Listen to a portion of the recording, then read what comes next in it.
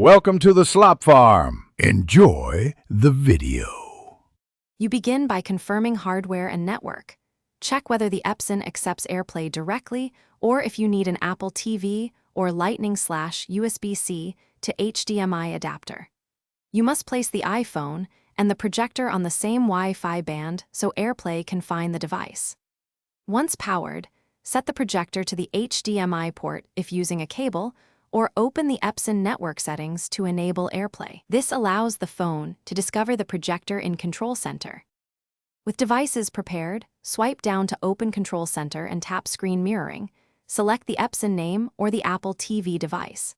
If the projector shows an AirPlay code, type it on your iPhone to authorize the connection. This secures the stream and prevents accidental casting.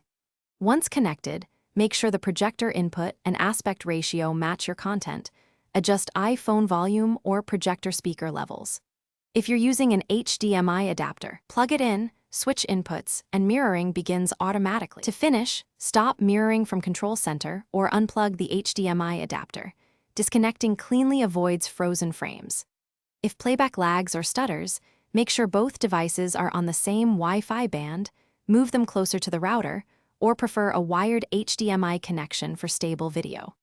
If the iPhone cannot see the projector or the AirPlay code fails, reboot the projector and iPhone or power cycle your router. This resolves most discovery and authorization errors quickly. Thanks for watching. Consider subscribing if we helped you today.